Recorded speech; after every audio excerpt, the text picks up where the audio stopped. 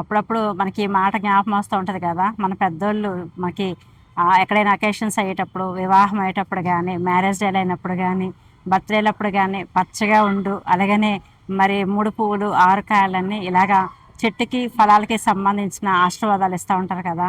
So, ఈ యొక్క దినాన్ని ఎందుకు అలాగిచ్చారు? బైబిల్ గ్రంథంలో ఏమైనా ఉందా అని మనం ఆలోచన చేసినప్పుడు, దేవుడు యాక్చువల్‌గా మనిషిని కూడాను చెట్టుతో పోల్చి దీవిస్తా ఉన్నారండి. ఒక చెట్టుని చూపించాలని ఆశిస్తూ ఉన్నాను నేను.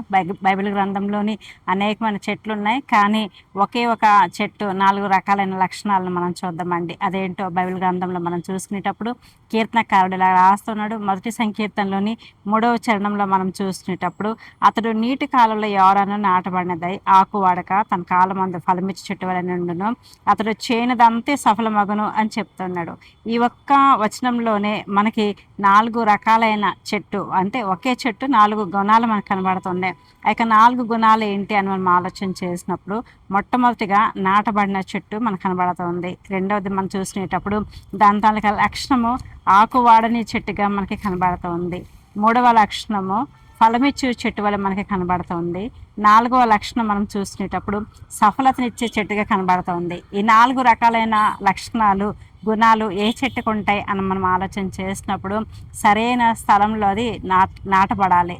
అప్పుడప్పుడు మొక్కలు తీసుకుని వచ్చేటప్పుడు ఆ యొక్క మొక్కల్ని ఎక్కడ పడితే అక్కడ, ఎలా పడితే అలాగా ఎవరు కూడాను వాళ్ళని నాటరండి. సరైన స్థలంలో నాటబడ్డం అనేది జరుగుతూ ఉంటుంది. సో, ఆధ్యాత్మికమైన జీవితం దగ్గర రాగానే కీర్తనకారుడు ఇలా చేస్తున్నాడు.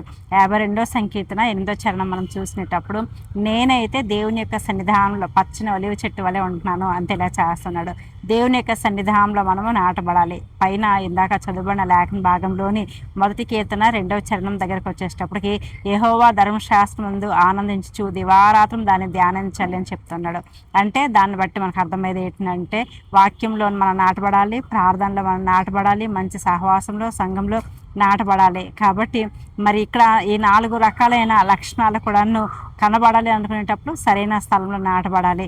కాబట్టి ఈ యొక్క దినాన్ని వాక్యం వీక్షిస్తున్న మీ యొక్క జీవితంలో దేవుడు ఆధ్యాత్మికమైన జీవితంలో, దైనందిన జీవితంలో ఈ 4 రకాలు కలిగిన లక్షణాలు కలిగినటువంటి చెట్టులాగా ఆస్వాదించి దీవించును గాక. God bless you.